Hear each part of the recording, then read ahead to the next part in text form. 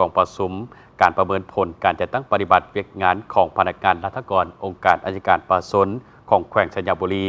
ซึ่งระยะ1 ปีผ่านมามีคดีอาญาขั้นต้นรวมทั้งหมด366เรื่องเทียบใส่ปีผ่านมาดุดลง273เรื่อง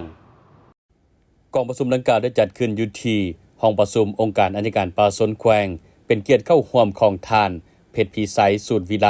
ห้องเจ้าแขวงสัญญาบุรีมีบรรดาคณะหัวหน้าองค์การอัยการแขกถึกเซินพร้อมโดยพนักงานรัฐกรภายในองค์การอัยการปราศนแขวงเข้าร่วม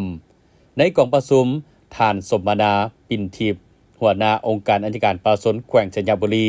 ได้ขึ้นกล่าวเปิดกองประชุมอย่างเป็นทางการ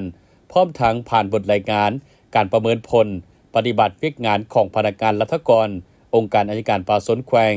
ซึ่งท่านได้กล่าวว่าองค์การอัยการปราศนแขวงสัญญาบุรี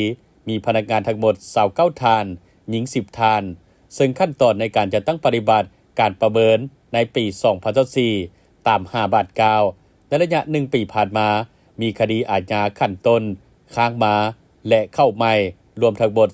366เรื่องแก้ไขแล้ว95ส่วนห้อยยังค้าง19เรื่องเทียบใส่ปีผ่านมาคดีอาญาขั้นต้นหลุดลง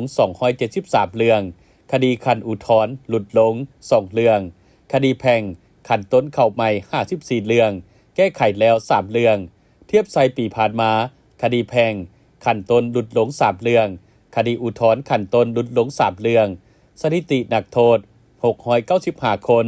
กักขังเกินกำหนด17คนนโยบายปล่อยตัวก่อนกำหนด136คนผ่อนโทษในวันศาสตร์2ธันวา110คน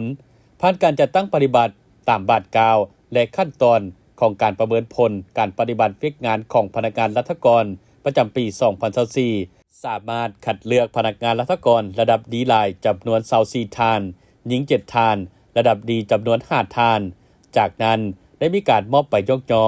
ใบชมเชยให้แก่พนักงานรัฐกรผู้ที่มีผลงานดีเด่นในการจัดตั้งปฏิบัติหน้าที่เวียกงานวิสาเฉพาะที่ผ่านมาโดยเป็นเกียรติมอบของท่านห้องเจ้าแขวงสัญญาบุรีและทานหัวหน้าองค์การอัยการปราศนแขวงสัญญาบุรี